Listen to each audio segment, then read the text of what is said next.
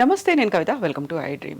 రాసుల గురించి విశిష్టతలు, ప్రత్యేకతలు, విశేషాలు మాట్లాడుకుంటున్నాం. మనతో పాటుగా ఉన్నారు ఆస్ట్రాలజర్ గాడేపల్లి వీరభద్ర శర్మ గారు. శర్మ గారు నమస్కారం. నమస్కారం తల్లి. సో మనం మిథున రాశి వరుసగా మాట్లాడుకుంటూ వస్తున్నప్పుడు 4వ రాశి కర్కాటక రాశి. కర్కాటక రాశి అంటే ఎవరికి వర్తిస్తుంది? ఎవరెవరు ఆ రాశిలోకి వస్తారు?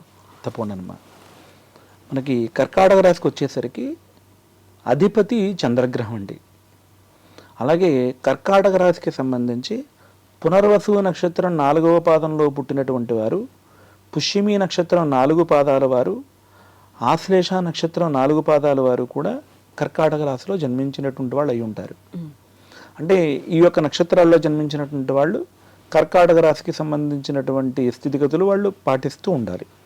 అవే వాళ్ళ యొక్క జీవితంలో జరుగుతూ ఉంటాయి అన్నమాట.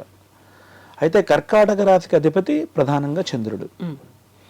ఎప్పుడైతే ఈ కర్కాటక రాశిలో జన్మిస్తారో వాళ్ళకి సాధారణంగానే చంద్రబలం చాలా బాగుంటుంది. చంద్రబలం బాగున్నటువంటి వాళ్ళు చాలా స్పీడ్గా ఉంటారు. వాళ్ళ కాళ్ళల్లోనే విమానం చక్రాలు ఉన్నాయా అన్నంతగా వాళ్ళు చాలా ఫాస్ట్గా ఉంటారు. ఏ పని చేస్తున్నా సరే చాలా ఫాస్ట్గా ఉంటారు. అలాగే వాళ్ళ యొక్క రూపురేఖలు కూడా చాలా కాంతివంతంగా ఉంటాయి. ఇంచేతంటే అధిపతి చంద్రుడు కాబట్టి చాలా కాంతివంతంగా ఉంటాయి. వాళ్ళు చిన్న చిన్న విషయాలు కూడా చాలా సెన్సిటివ్గా ఉంటారు. చిన్న మాటను కూడా వాళ్ళు సాధారణంగా పడలేరు. వాళ్ళకి ఎక్కువగా వచ్చేటువంటి సమస్యలు అంటూ ఉంటే కనుక ఈ యొక్క సైనస్ ప్రాబ్లమ్స్ ఎక్కువ ఉంటాయండి. మూన్ రిలేటెడ్ ప్రాబ్లమ్స్ అంటే ఈ యొక్క రంప, జలుబు, తుమ్ములు, దగ్గు, స్కిన్ ర్యాషెస్ ఇలాంటి వ్యాధులతో వాళ్ళు చాలా ఇబ్బంది పడుతూ ఉంటారు. వాళ్ళకి తరచుగా అంటే నీరు మారిన కొన్ని చోట్ల నీరు సరిగ్గా పడకపోవడం, అంటే ఈ ప్రాంతంలో నీరు సరిగ్గా పడలేదని చెప్పినది అనుకోవడం, ఇలాంటిది వాళ్ళ జీవితంలో సాధారణంగా జరుగుతూ ఉంటుంది. కర్కాటక రాశి వాళ్ళకి, కర్కాటక లగ్న జాతకులకి కూడా. అయితే ఇందులో మళ్ళీ ఈ యొక్క పునర్వసు నక్షత్రంలో పుట్టినటువంటి వాళ్ళకి గురు మహాదశతో జీవితం ప్రారంభం. అలాగే పునర్వసు నక్షత్రం తర్వాత పుష్యమి నక్షత్రంలో పుట్టినటువంటి వాళ్ళకి శని మహాదశతో జీవనం ప్రారంభం. ఆశ్లేష నక్షత్రం తర్వాత ఉన్నటువంటి నక్షత్రం, ఆశ్లేష నక్షత్రంలో పుట్టినటువంటి వాళ్ళకి బుధ మహాదశతో జీవితం ప్రారంభం. కానీ వీళ్ళందరికీ కూడా కర్కాటక రాశికి సంబంధించి ఉంటుంది. కర్కాటక రాశి వాళ్ళు, కర్కాటక లగ్న జాతకులు సాధారణంగా వేరే వాళ్ళ మీద డిపెండ్ అవ్వరు. వాళ్ళకు నచ్చినటువంటి పని చేస్తూ ఉంటారు. వాళ్ళు వేరే వాళ్ళ మీద డిపెండ్ అవ్వడం, వాళ్ళు వేరే వాళ్ళు చెప్పిన పనులు చేయడానికి కూడా వాళ్ళు ఇష్టపడరు. వాళ్ళ మనసులో ఏదైతే అనిపిస్తుందో అదే చేస్తారు. అంటే స్వయం ప్రతిపత్తి, అంటే వాళ్ళ పని చేసి వాళ్ళే వాళ్ళ యొక్క జీవితంలో చాలా తారాస్థాయికి చేరుకుంటారు. ఈ ప్రకారంగా వాళ్ళ యొక్క జీవితంలో జరుగుతూ ఉంటుంది. ఇప్పుడు కర్కాటక రాశి అంటే మీరు చెప్పినట్టుగా అందరికీ గురు మహర్దశ కావచ్చు, శని మహర్దశ అనేది అందరికీ అలాగే వర్తిస్తుంది అంటారా ఒకే రకంగా? ఇప్పుడు కర్కాటక రాశిలో మళ్ళీ మీతో ఇందాక చెప్పినట్లుగా పునర్వసు నక్షత్రం 4వ పాదంలో జన్మిస్తే వారందరికీ జీవితంలో మొట్టమొదటి గురు మహాదశే వస్తుంది. తర్వాత పుష్యమి నక్షత్రంలో ఎప్పుడు వాళ్ళు ఎలా జన్మించినా సరే శని మహాదశతోనే వారి జీవనం ప్రారంభమవుతుంది. అలాగే ఆశ్లేష నక్షత్రంలో పుట్టినటువంటి వాళ్ళకి మొట్టమొదటి బుధ మహాదశతోనే జీవనం ప్రారంభమవుతుంది. ఇక్కడ మహిళలు, పురుషులు ఏజ్ రిలేటెడ్ అందరికీ కూడా అలాగే ఉంటుందంటారా? అందరికీ అలాగే ఉంటుందమ్మా. ఇప్పుడు ఒక్కొక్కటి దేశకాలమాన పరిస్థితులు అంటారు కదా, ఆ సమయంలో ఆ ప్రాంతంలో పుట్టిన వాళ్ళకి ఇది వర్తిస్తుంది అనేది. సో ఇప్పుడు మన తెలంగాణలో ఉన్న వాళ్ళకి, లేకపోతే ఆంధ్రాలో ఉన్న వాళ్ళకి కొంచెం టైం డిఫరెన్సెస్, టైం జోన్స్ అనేవి డిఫరెంట్గా ఉంటాయమ్మా. ఇప్పుడు ఉదాహరణకి ఇప్పుడు మనకి ఈ ఒరిస్సా నుంచి మనం చూసుకున్నట్లయితే కనుక సూర్యోదయ సూర్యాస్తమయాలు, సూర్యోదయం సూర్యాస్తమయం. ఉదాహరణకి ఒరిస్సా భువనేశ్వర్లో 6:30 సూర్యోదయం అయింది అనుకోండి ఉదయం. వైజాగ్ వచ్చేసరికి 6:33, రాజమండ్రికి వచ్చేసరికి 6:34, విజయవాడకు వచ్చేసరికి 6:37, హైదరాబాద్కి వచ్చేసరికి 6:40. అంటే ఇలాగ మార్పు అనేటువంటిది వస్తుంది. ఉదాహరణకి ఇప్పుడు మనం పంచాంగంలో కూడా కాలక్రమేణా హైదరాబాద్ అనేటువంటిది 13 నిమిషాలు కలపాలి, రాజమండ్రికి హైదరాబాద్కి కూడా 13 నిమిషాలు ఇక్కడ యాడ్ చేసుకోవాలి. ఇప్పుడు ముహూర్తంలో 6:33 ముహూర్తం రాశారనుకోండి, ఇంకో 13 నిమిషాలు యాడ్ చేసుకోవాలి మనం. అంటే 6:46 ముహూర్తం వేయాలి ఇక్కడైతే టైం జోన్స్ ప్రకారంగా అయితే కనుక. అదే కదా, ఇప్పుడు ఒకవేళ 6:30కి రాజమండ్రిలో పుట్టారు అనుకోండి, అదే 6:30కి ఇక్కడ ఒకరు పుట్టారు అనుకుంటే అక్కడ రాసుల్లో తేడాలు వచ్చేస్తాయి. నక్షత్రాల్లో రాశి అంటే పాదాల్లో తేడా రావచ్చు. ఉదాహరణకి ఒక్కొక్క పాదం 6 గంటలు ఉంటుందమ్మా. ఉజ్జామణిగా చెప్తున్నాను, అంటే 24 గంటలు కాబట్టి 6 గంటలు ఉంటుంది ఒక పాదం. అంటే 24 గంటలు ఒక నక్షత్రం ఫుల్ డే ఉంటుంది. అంటే కొన్నిసార్లు 22 గంటలు ఉండొచ్చు, కొన్ని నక్షత్రాలు 26 గంటలు కూడా ఉండొచ్చు. అంటే మనం డే అంటే 24 గంటలు వేసుకుంటాం కాబట్టి, ఉదాహరణకి 6 గంటల 30 నిమిషాలకు ఒక నక్షత్రం వెళ్ళిపోతుంది అనుకోండి. ఉదాహరణకి పునర్వసు నక్షత్రం 6 గంటల 30 నిమిషాలు వెళ్ళిపోతుంది. ఒక ఆయన హైదరాబాద్లో 6 గంటల 31 నిమిషానికి ఒక ఆయన పుట్టారు. కానీ మనం కొన్ని పంచాంగాల్లో ఈ యొక్క కొన్ని క్యాలెండర్స్లో కొన్ని క్యాలెండర్స్లో కూడా 6 గంటల 30 నిమిషాలు 6 గంటల 31 నిమిషం వరకు పునర్వసు నక్షత్రం ఉంది అని చెప్పిన వేస్తారు వాళ్ళు. మనం ఇక్కడ హైదరాబాద్లో చూసుకుంటున్నాం కాబట్టి 6 గంటల 46 నిమిషాల వరకు కూడా మనం దాన్ని పునర్వసుగానే తీసుకుంటాం.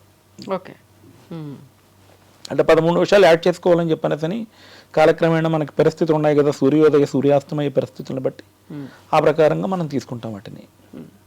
సో వీళ్ళందరికీ బాగుందంటారా ఈ కాలం అనేది? ఎవరందరికీ? ఇప్పుడు కర్కాటక రాశిలో కర్కాటక రాశి వాళ్ళకి బాగుంది. అయితే అంటే మీరు ఇప్పుడు ఈ సంవత్సరం అడుగుతున్నారా? సాధారణంగా ఇప్పుడు విశ్వావసు నామ సంవత్సరంలో ఈ యొక్క ఉగాది లగాయితో వచ్చినటువంటి నామానికి శ్రీ విశ్వావసు నామ సంవత్సరము అని పేరు. అయితే కర్కాటక రాశి వాళ్ళకి 8వ స్థానంలో రాహుగ్రహం అనేటువంటిది నడుస్తుంది. 8వ స్థానంలో రాహు ఉన్నారు. ఆయన అక్కడ ఉండడం కారణం చేత అష్టమ శని ఇచ్చేటువంటి ఫలితాలన్నీ కూడా కర్కాటక రాశి వాళ్ళు ఎదుర్కోవాల్సి ఉంటుంది. అంటే కొన్ని అష్ట కష్టాలే పడేటువంటి పరిస్థితి లాంటిదే దీంట్లో ఉంటుంటుంది. కొన్ని అనారోగ్యాలు రావడం, అనవసరంగా కొన్ని వస్తువుల ద్వారా ఏమైనా కాళ్ళు చేతులు ఇలాంటివి ఏమైనా కాలడం, ఈ వాళ్ళు చేయనటువంటి తప్పుకి పోలీస్ స్టేషన్లు కేసులు ఇలాంటి వాటిని కూడా వాళ్ళు అనుభవించవలసిన పరిస్థితి ఉండడం, అసలు వాళ్ళకి సంబంధమే లేదు. సాధారణంగా ఇప్పుడు ఈ కర్కాటక రాశి వాళ్ళకి 8వ స్థానంలో రాహు ఉన్నారండి. అంటే సాధారణంగా అష్టమంలో ఉన్నటువంటి రాహుగ్రహం అక్కడ కుంభరాశిలో సంచరిస్తున్నారు కాబట్టి అష్టమ శని ఇచ్చేటువంటి ఫలితాలు ఇస్తూ ఉంటారు. ఇప్పుడు ఆయన కొన్ని ఈ ప్రయోగాలు అలాంటి వాటి వల్ల కూడా వీళ్ళు ఇబ్బంది పడుతుంటారు. సాధారణంగా ఎవరో ఏదో రోడ్డు మీద పాడేసినటువంటి ఏ దిష్టి దోషాలు అడివి ఉన్నాయనుకోండి, అలాంటి వీళ్ళు తొక్కుతూ ఉంటారు. అంటే కావాలని తొక్కక్కర్లేదని వాళ్ళ వాహనం అలా వెళ్ళినా చాలు, అనుకోకుండా ఆయన ఎలా పెడుతూ ఉంటారు ఏ బండి మీద, ఏదో ఫోన్ వస్తుంది, కాలు వెళ్ళి దాని మీద అంతారనమాట. అంటే రాహుగ్రహం సాధారణంగా అలాంటి ఇబ్బందులను కూడా తెచ్చిపెడుతూ ఉంటారు. అష్టమంలో రాహు ఉన్నారు కాబట్టి ఇప్పుడు కర్కాటక రాశి వాళ్ళు చాలా జాగ్రత్తగా ఉండవలసినటువంటి స్థితి నడుస్తుంది. ఇప్పుడు అష్టమ రాహు కాబట్టి లేనిపోయిన అపనందలు పడ్డం, కొన్ని అనారోగ్యాలు పాలవడం, వాళ్ళు చేయనటువంటి తప్పుకు కూడా కొన్ని ఇబ్బందులు పడవలసిన పరిస్థితి ఉండడం, ఇలాంటివి కొంచెం జాగ్రత్తగా చూసుకోవాల్సినటువంటి అవసరం ఉంది. వీళ్ళైతే కనుక వాళ్ళకి రాహుగ్రహానికి సంబంధించినటువంటి రెమెడీ అయితే కనుక వీలైతే కనుక ప్రతి శుక్రవారం ఉదయం 10:30 నుంచి 12 గంటల మధ్యలో రాహుకాలం అని చెప్పనేసి ఉంటుందండి. ఆ టైంలో వాళ్ళు ఏమైనా ఒక దుర్గా అమ్మవారి గుడికి వెళ్ళి నిమ్మడొప్పలతో ఆవు నెయ్యి పోసి దాంట్లో తెల్లవొత్తు వేసి దుర్గా అమ్మవారి యొక్క నామాలు ఏమైనా చదువుతూ ఆ నిమ్మడొప్పల్లో ఒక 3 దీపాలు వెలిగించినట్లయితే కనుక వారికి రాహుగ్రహం అనేటువంటిది శాంతించడం జరుగుతుంది. అది కూడా కాకుండా వాళ్ళ జీవితంలో ప్రస్తుతానికి ఏ రాహు మహాదశ కూడా జరుగుతుందంటే కనుక మరింత ఇబ్బందులు పడేటువంటి అవకాశం ఉంది. కాబట్టి వీలైతే కనుక వాళ్ళ యొక్క సిద్ధాంతి గారినో వాళ్ళ యొక్క పంతులు గారినో సంప్రదించి వీలైతే కనుక ఈ చండీ హోమం ఏదైనా చేసుకుంటే కూడా చాలా మంచి జరుగుతుంది. ఆ రాహుగ్రహానికి ఏమైనా జపం శాంతి హోమం చేసుకుంటే బెటర్. ఎలా తెలుసుకోవాలంటారు ఇప్పుడు అనుగ్రహం లేదు మంచి జరగాలి అనేది? అంటే ఇప్పుడు ఉదాహరణకి వాళ్ళ డేట్ ఆఫ్ బర్త్ ప్రకారంగా వాళ్ళ యొక్క పుట్టినటువంటి సమయం ప్రకారంగా వాళ్ళు పుట్టినటువంటి సమయంలో ఉన్నటువంటి లగ్నాత్తు రాహుగ్రహం ఎక్కడుందో చూసుకుని ఇప్పుడు ప్రస్తుతం గోచారంలో నడిచేటువంటి స్థితిని సిద్ధాంత్ గారికి ఆయనకి ఆస్ట్రాలజర్గా ఆయనకి గ్రామంలో ఉన్నటువంటి పంతులు గారికి కూడా ఇంచుమించుగా తెలియచ్చు. ఆ ప్రకారంగా చూసుకుని ఆ పరిహారం చేయించడం బెటర్. అంటే మరి మాకు పుట్టినటువంటి డేట్ ఆఫ్ బర్త్ లేదు ఎట్లాగా అంటే కనుక ఇప్పుడు ఉదాహరణకి కర్కాటక రాశి అనుకున్నాం మనం ఇందాక, పేరును బట్టి కూడా కొన్ని కర్కాటక రాశి వాళ్ళు ఉంటారు. అంటే ఇందాక మీతో చెప్పినట్లుగా పునర్వసు నక్షత్రం 4వ పాదం అన్నాను. అంటే హి అనేటువంటి పేరు ఉంటుంది, హిమబిందు, హిమాంశు అనేటువంటి పేర్లు కొన్ని ఉన్నాయనుకోండి, అవన్నీ కూడా పునర్వసు నక్షత్రం 4వ పాదంలోకి పెడతాయి. అలాగే పుష్యమి నక్షత్రం దగ్గరకు వచ్చేసరికి కేకు హాహి పునర్వసు హు హే హోడ అంటే హు హే హో డ అనేటువంటి అక్షరాలతో మొట్టమొదటి వాళ్ళ యొక్క పేర్లు స్టార్ట్ అయితే కనుక వాళ్ళు కూడా పుష్యమి నక్షత్ర జాతకులు అవుతారనమాట అండి. అలాంటి వాళ్ళు కానీ డి డు డే డో అనే అక్షరాలతో వారి యొక్క పేరు స్టార్ట్ అయినా కూడా వాళ్ళు కర్కాటక రాశికి సంబంధించినటువంటి వాళ్ళు అయి ఉంటారు.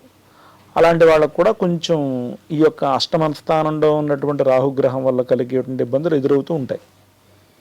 అలాగే కర్కాటక రాశి వాళ్ళులో ఉన్నటువంటి విద్యార్థులకు కూడా ఈ యొక్క 8వ స్థానంలో ఉన్న రాహు కారణం చేత కొంచెం విద్యా విషయంలో కూడా కొంచెం వెనకబడేటువంటి అవకాశం ఉంది. ఇప్పుడు సాధారణంగా విద్యార్థులు పిల్లలు అంటే 18 ఏళ్లలోపు పెద్దగా చూడాల్సిన అవసరం లేదు అంటారు కదా, జాతకాలు ఇవన్నీ అవసరం లేదనేది. అలా ఏం లేదమ్మా, మామూలుగా జన్మించినప్పుడే పుట్టినటువంటి నక్షత్రాన్ని బట్టి కూడా కాకుండా రాశి చక్రం వెంటనే చూడమని చెప్పి ప్రమాణం ఉంది.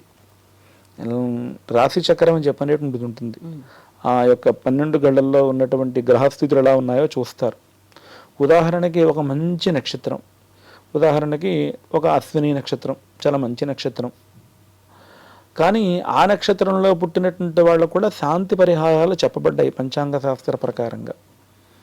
పోనీ ఇది చాలా మంచి నక్షత్రం, పోనీ మృగశిర నక్షత్రం అది చాలా మంచి నక్షత్రం, దానికి శాంతులు కూడా ఏమీ లేవు.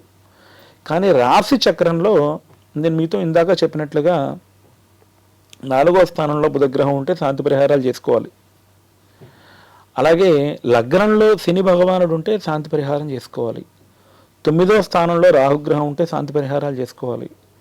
11వ స్థానంలో కేతు ఉంటే శాంతి పరిహారాలు చేసుకోవాలి. అంటే మళ్ళీ మినహాయింపులు ఉన్నాయి. అంటే 11వ స్థానంలో రవి ఉంటే కనుక శాంతులు అవసరం లేదు. 9వ స్థానంలో రాహుగ్రహం ఉంటే కనుక శాంతులు చేయాలి. 3వ స్థానంలో గురుడు ఉంటే శాంతి పరిహారాలు చేయాలి. 6వ స్థానంలో శుక్రగ్రహం ఉంటే శాంతి పరిహారాలు చేయాలి. ఇలా మనకి మహర్షులు కొన్ని ఏర్పాట్లు చేస్తున్నారు. ఇవి బాలారిష్ట దోషాలు అంటారు. 12 సంవత్సరాలు వచ్చే వరకు కూడా ఈ బాలారిష్ట దోషాలు ఉంటూ ఉంటాయి. ఆ బాలారిష్ట దోషాల వల్ల ఈ పిల్లలకు కూడా చాలా చిన్న చిన్న వయసులోనే పెద్ద పెద్ద అనారోగ్యాలు వస్తూ ఉంటాయి. నేను చూశాను ఇంచుమించుగా మొన్న 9వ సంవత్సరం పిల్లాడు, 8వ సంవత్సరం 9వ సంవత్సరం ఆ అబ్బాయికి షుగర్ అటాక్ అయిందన్నారు. ఎందుకు అంత వయసులో అంటే ఇప్పుడు 12 సంవత్సరాల దాకా మనం జాతకం చూడొద్దు అన్నాం. మరి వాడికి ఎలా పరిహారం అవుతుంది అంటే ఆయన యొక్క జాతకంలో 8వ స్థానంలో చంద్రగ్రహం అనేటువంటిది ఉంది. అష్టమ చంద్రుడు ఉన్నాడు. అష్టమ చంద్రుడు ఉండడం వల్ల నీటికి సంబంధించిన వ్యాధులు ఇవ్వాలి. చక్కెర వ్యాధి కూడా ఆయనకి సంబంధించింది, చంద్రగ్రహానికి సంబంధించింది. అదే పరిహారం వాళ్ళు పుట్టిన తర్వాత చేసుకుని 12 సంవత్సరాలు వచ్చేదాకా ఆ పరిహారాలు చేసుకుని ఉంటే బహుశా నాకు తెలిసి అంత పెద్ద ఇబ్బంది వచ్చి ఉండేది కాదేమో. మరి బాలారిష్ట దోషాలు కదండి. అంటే అలా ఉండడాన్ని బాలారిష్ట దోషము అని చెప్పి మనకు చెప్పబడింది. ధరణి సుత సప్తమంచ చంద్ర అష్టమంచ తృతీయ గురుంచ రాహుభాగ్యంచ శుక్రషష్టంచ అంటే ఇవన్నీ కూడా ఈ స్థానాల్లో ఉంటాయి. అవన్నీ కూడా బాలారిష్ట దోషాలు అని చెప్పి చెప్పబడింది. మనం 18 సంవత్సరాల దాకా దాన్ని చూడకపోతే ఎట్లా కుదురుతుంది. అయితే 12 సంవత్సరాల దాకా కూడా జ్యోతిష శాస్త్రం ప్రకారంగా వారి వారి యొక్క జాతకంలో ఉన్న స్థితిగతులు సరిగ్గా జరగవు అని చెప్పి ప్రమాణం ఉంది. అలా ఎందుకుందండి అంటే కనుక తల్లిగారు ఉన్నారు. తల్లిగారు చేసినటువంటి కర్మ కానీ పుణ్యం కానీ ఏదైనా ఉంటే కనుక ఈ జన్మలో జన్మించినటువంటి శిశువుకి 4 సంవత్సరాలు వర్తిస్తుంది అది. తర్వాత తండ్రి చేసినటువంటి పుణ్యపాపాలు, తర్వాత వాడుగా పూర్వజన్మలో చేసి తెచ్చిపెట్టుకున్నటువంటి కర్మలు మంచిలు చెడ్డలు, ఇవి 4 సంవత్సరాలు. ఈ ప్రకారంగా మొత్తం 12 సంవత్సరాలు ఉంటుంది. మళ్ళీ 12 సంవత్సరాల్లో కూడా బాలారిష్ట దోషాలు అనేటువంటి వాటిని మనం పరిగణలో లెక్కలో కట్టుకుని తీసుకోవాలి. ఇప్పుడు నేను చెప్పినట్లుగా ఇప్పుడు 8వ 9వ సంవత్సరం పిల్లాడికి షుగర్ వ్యాధి వస్తుందని చెప్పిన ఎవరైనా ఎక్స్పెక్ట్ చేస్తారా? సో అలాంటి వాటినన్నింటినీ కూడా మనం పక్కన పెట్టాలంటే కనుక ఖచ్చితంగా బాలారిష్ట శాంతులు ఏమున్నాయో బాలారిష్ట దోషాలు ఏమున్నాయో ఖచ్చితంగా తెలుసుకొని చూడాల్సిందే. ఖచ్చితంగా ఆ సమయంలో కావాల్సినటువంటి రెమెడీస్ కూడా చేసుకోవచ్చు. ఖచ్చితంగా చేయాలి. ధన్యవాదాలు. నమస్కారం తల్లి.